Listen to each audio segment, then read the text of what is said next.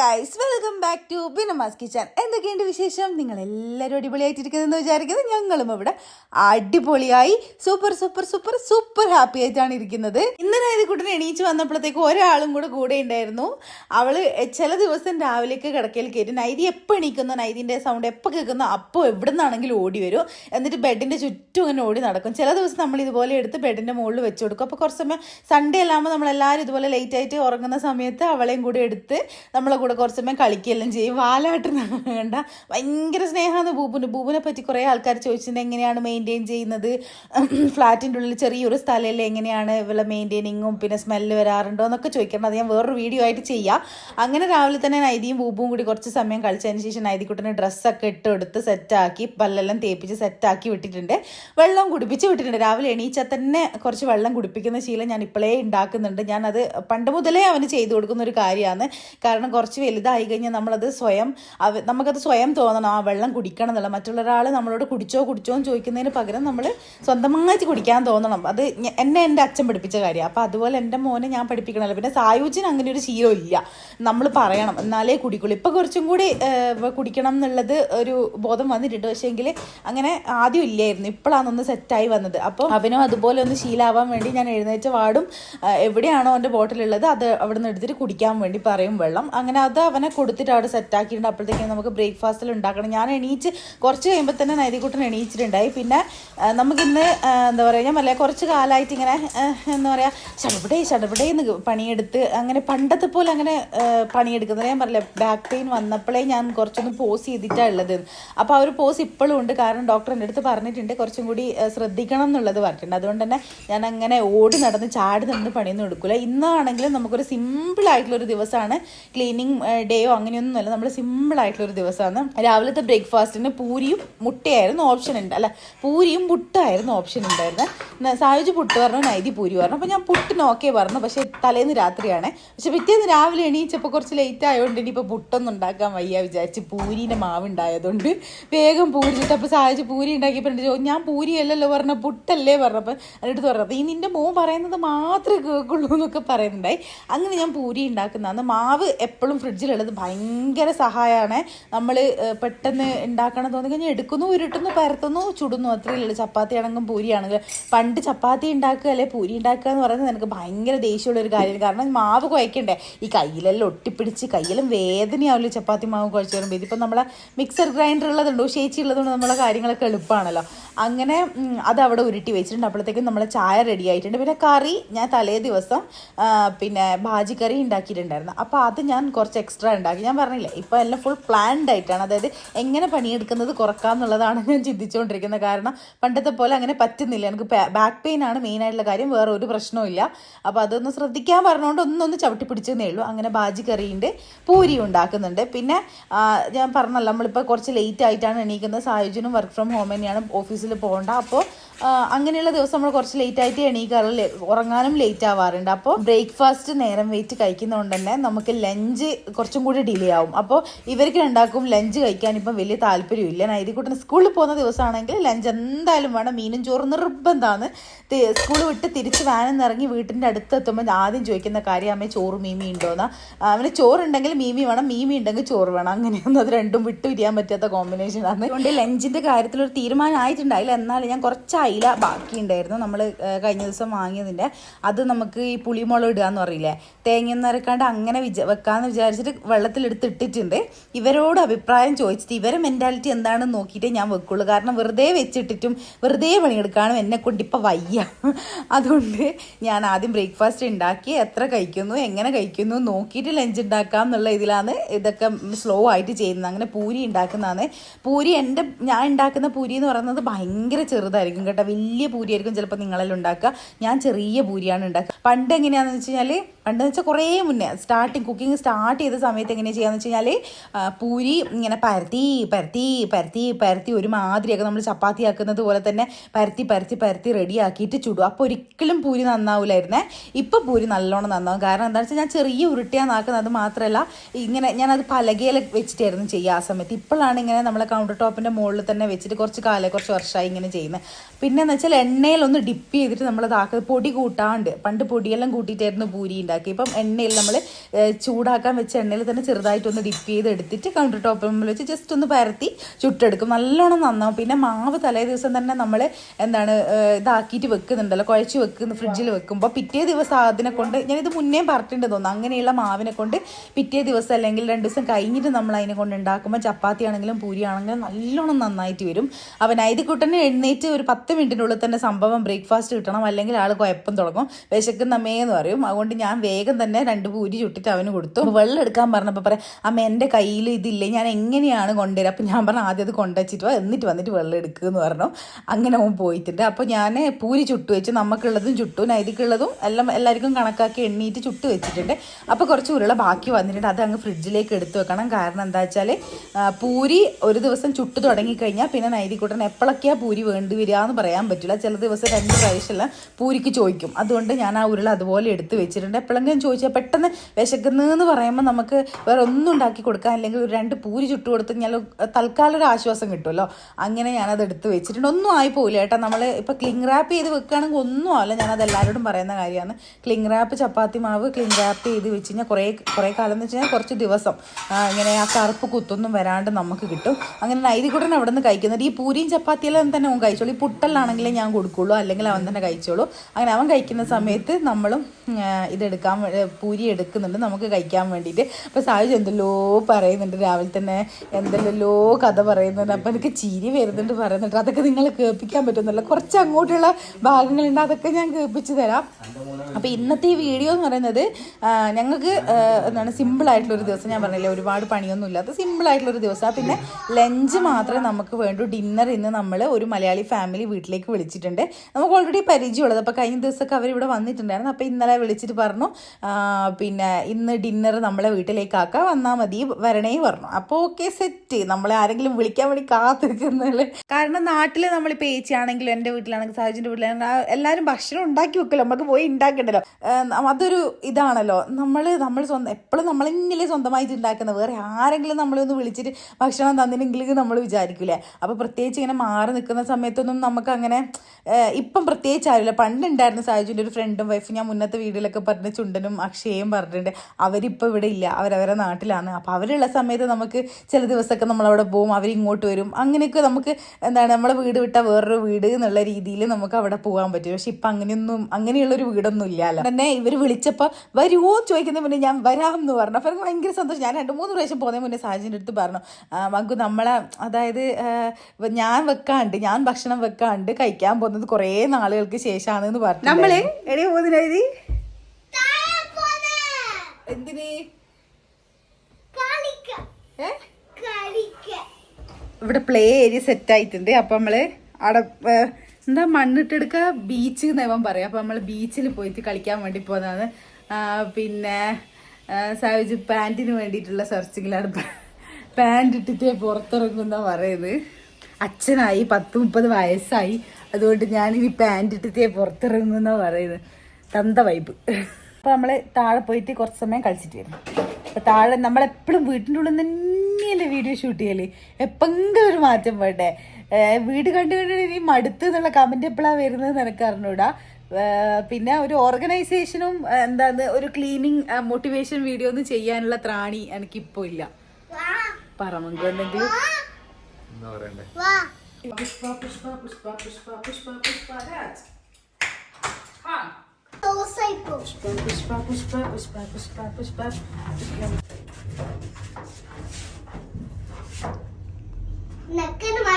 ഞെക്കണം മാഷെ എന്നാലേ പോവും.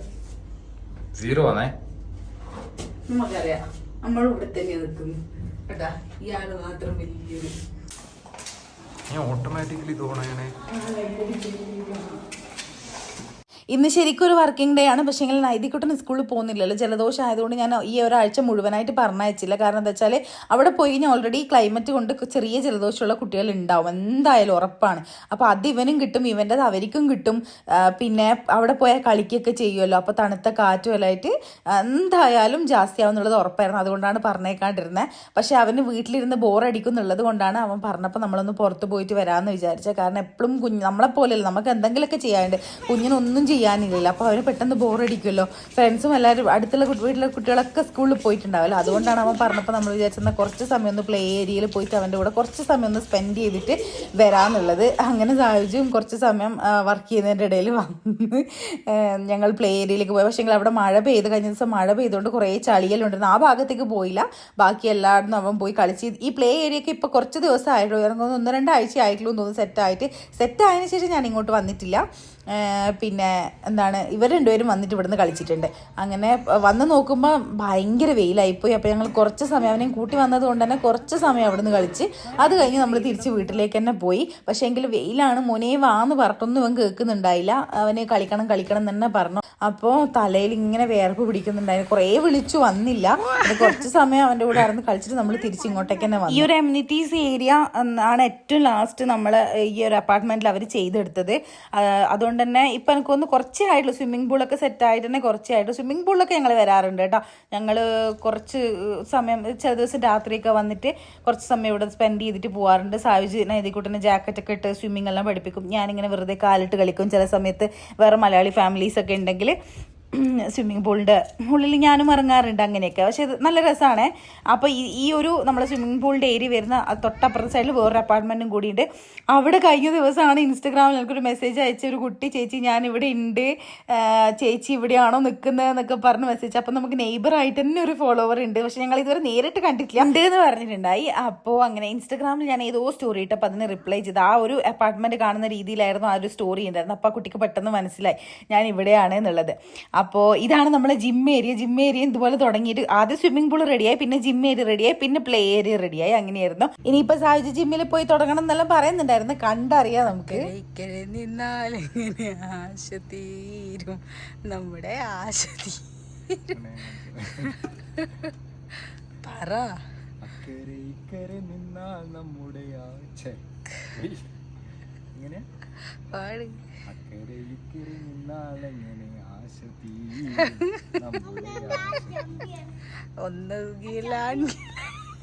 ഇക്കരേക്ക് അല്ലെങ്കിൽ പെൺകിളി. അങ്ങനെ നമ്മൾ അവിടെ കുറച്ച് സമയം സ്പെൻഡ് ചെയ്ത് അതിനുശേഷം തിരിച്ച് വീട്ടിലേക്ക് വരുന്നത്. കാരണം സായുജിന് വർക്ക് ചെയ്യണമല്ലോ. ഒരു 1/4 മണിക്കൂർ നമ്മൾ സ്പെൻഡ് ചെയ്തിട്ടുണ്ട്. അപ്പോൾ വരുന്ന വഴിക്ക് മൂപ്പർക്ക് ദാഹിക്കുമെന്ന് പറഞ്ഞാൽ ഇവിടെ പോകുമ്പോൾ ഈ ഒരു കുപ്പിയും വെള്ളം കൊണ്ടേ പോകാൻ പറ്റുള്ളൂ. അല്ലെങ്കിൽ പെട്ടെന്ന് ദാഹം വരും. ചില പ്രത്യേക കടകളിൽ കയറുമ്പോൾ പ്രത്യേക ദാഹം വരാറുണ്ട്. അതുകൊണ്ട് ഞാൻ കുപ്പി എപ്പോഴും കൊണ്ടുപോകും.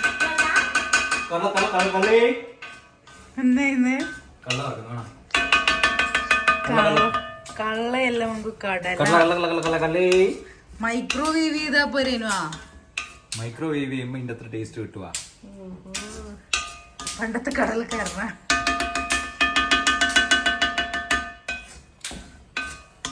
കുറച്ച് എഡിറ്റിങ് ബാക്കിയുള്ളതുകൊണ്ട് ഞാനത് ചെയ്യാൻ പോയപ്പോൾ നൈതിക്കുട്ടൻ ഇടക്കിടക്ക് ഇങ്ങനെ കുറിക്കാൻ എന്തെങ്കിലും വേണം. അപ്പോൾ എന്തെങ്കിലും ഉണ്ടോ ചോദിച്ചപ്പോൾ സാധിച്ചു വേഗം നിലക്കടല വറുത്ത് കൊടുക്കുകയാണെ. ഒരു പ്രാവശ്യം ഉണ്ടാക്കി കൊടുത്തത് മാത്രമല്ല, അവന് പിന്നെ കുറച്ച് കഴിഞ്ഞപ്പോൾ വീണ്ടും എന്ന് പറഞ്ഞ് ഞാൻ കുറച്ച് കഴിഞ്ഞ് ചെന്ന് നോക്കുമ്പോൾ ആദ്യം ഒരു പ്രാവശ്യം ഉണ്ടാക്കുന്ന കണ്ടു. അത് കഴിഞ്ഞ് കുറച്ച് കഴിഞ്ഞ് ചെന്ന് നോക്കിയപ്പോൾ വീണ്ടും ഉണ്ടാക്കുകയായിരുന്നു. നല്ല ടേസ്റ്റ് ഉണ്ടായിരുന്നു. അതിന് ആക്കുമ്പോൾ കുറച്ച് കൂടുതലാക്കിയാ പോരെ, അപ്പാട് ആക്കിയാ പോരെ. ഇതാരുടെ പഴത്തൊല്ലി എല്ലാം കൊണ്ടുപോയിട്ടെ മുഴുവനാക്കിയാ പോരെ. ചെക്കന് ഇഷ്ടപ്പെട്ട് ജോലിയെല്ലാം വിട്ടിട്ട് കടല വറക്കാൻ കടല പണിയെടുക്കൽ കണ്ട. Oh my god, so hard working. കടല വറക്കുന്നു പണിയെടുക്കുന്നു, കടല വറക്കുന്നു പണിയെടുക്കുന്നു, കടല വറക്കുന്നു പണിയെടുക്കുന്നു. Guys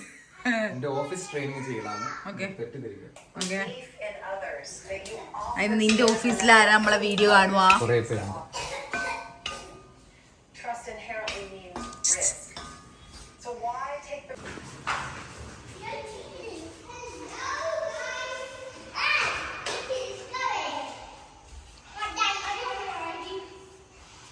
How are you feeling today? I'm feeling so great. ഞാനിതൊന്നും ചെയ്തിട്ടില്ല. ഞാനൊരു വീഡിയോ എഡിറ്റ് ചെയ്ത് മാത്രമേ ചെയ്തിട്ടുള്ളൂ. അങ്ങനൊരു കാര്യം കാണണ വാ വാ ഉണ്ട്. നമ്മളെ വീട് നമ്മളെ യൂട്യൂബ് ചാനൽ മോണിറ്റൈസ് ആവുക. ഈ ഒരു വീട് പണി നടന്നുകൊണ്ടിരിക്കുകയാണ്. ആ വീടിൻ്റെ വീട്ടുകൂടലിന് മുന്നേ യൂട്യൂബ് ചാനൽ മോണിറ്റൈസ് ആവണം എന്നായിരുന്നു നമ്മൾ പറഞ്ഞേ അല്ലേ. ഇപ്പം ആ വീടിൻ്റെ വീട്ടുകൂടൽ നടക്കുമ്പോൾ നമ്മളെ ചാനലിൽ എത്രയാ 69.4K സബ്സ്ക്രൈബേഴ്സ് ഉണ്ട്. Proud of you my dear girl. I am proud of U.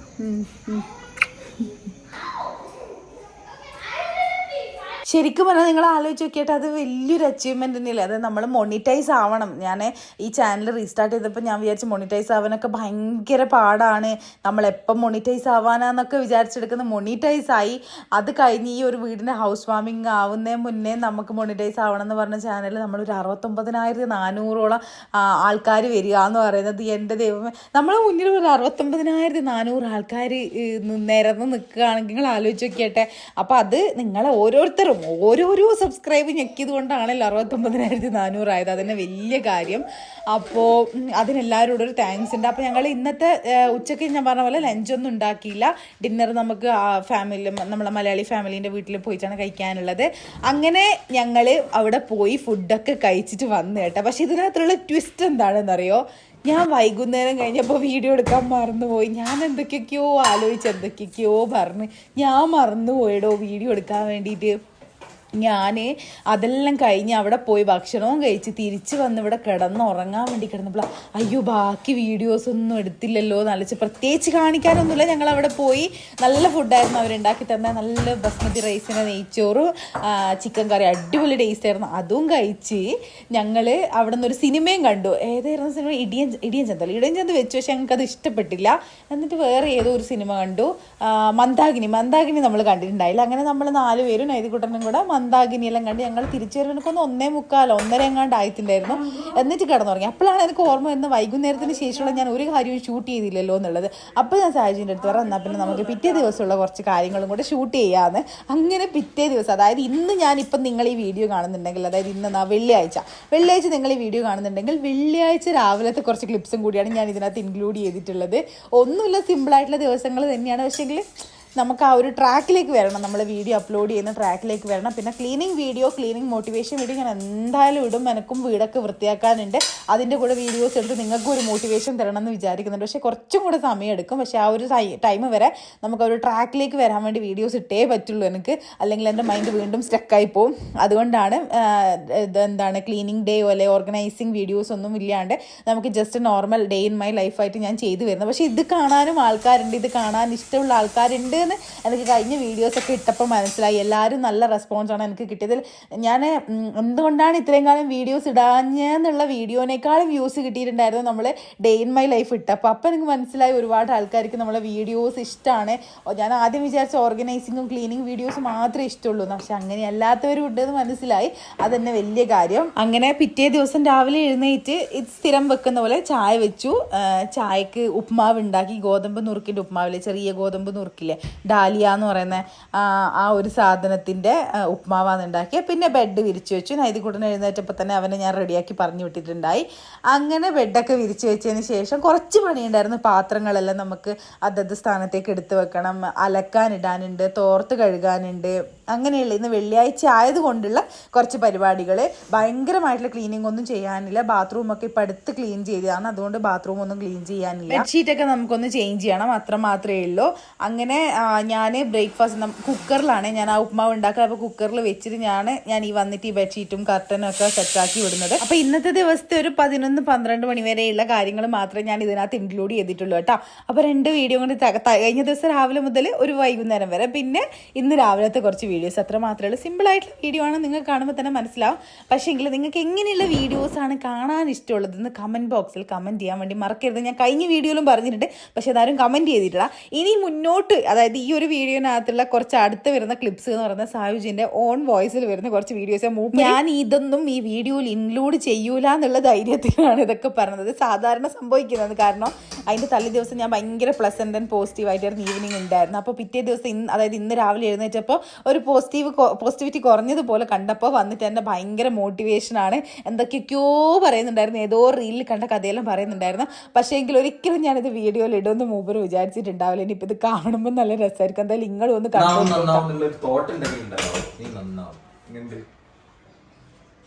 ഏത് കഷ്ടപ്പാടിലും സ്വന്തമായിട്ട് രക്ഷപ്പെടുന്നില്ല ഒരു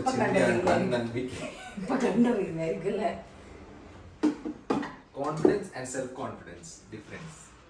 ഇപ്പൊ നിന്റെ കൂടെ കൈപിടിക്കാൻ ഒരാളുണ്ട് എന്നുള്ള തോന്നും, ചുറ്റും ഒരാള് സപ്പോർട്ട് ചെയ്യാറുണ്ട്, അതാണ് കോൺഫിഡൻസ്. സെൽഫ് കോൺഫിഡൻസ് വെച്ച് കഴിഞ്ഞാൽ എന്താ അറിയാ പ്രശ്നങ്ങൾ ഓരോന്നോരോന്നായി നമ്മൾ സ്ട്രൈക്ക് ചെയ്ത് കളയും. ഓരോന്നായിട്ട് നമ്മളെ പ്രശ്നങ്ങൾ വെട്ടി കളയും. ഇതൊന്നും വീഡിയോ ഇതോ റെക്കോർഡിംഗ്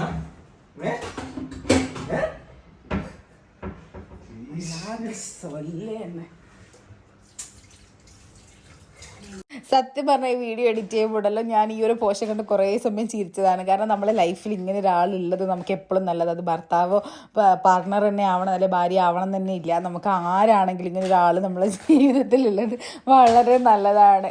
ഇങ്ങനെ ഞാൻ ചൊല്ലിയാണ് എന്നൊക്കെ പറയുമെങ്കിലും വീണ്ടും ഈ വീഡിയോ കാണുമ്പോൾ ഞാൻ ചിരിച്ചിങ്ങനെ പൊട്ടി ചിരിക്കാനും. അപ്പോൾ സാഹചര്യം കൂടി ഈ വീഡിയോ കണ്ടു കഴിഞ്ഞ് നല്ല രസമായിരിക്കും. ഇനി എനിക്ക് വീട്ടിൽ ജീവിക്കാൻ പറ്റുമെന്ന് എനിക്കറിയില്ല. അടുത്ത വീഡിയോ കണ്ടില്ലെങ്കിൽ എന്നെ അന്വേഷിച്ച് വരണം കേട്ടോ.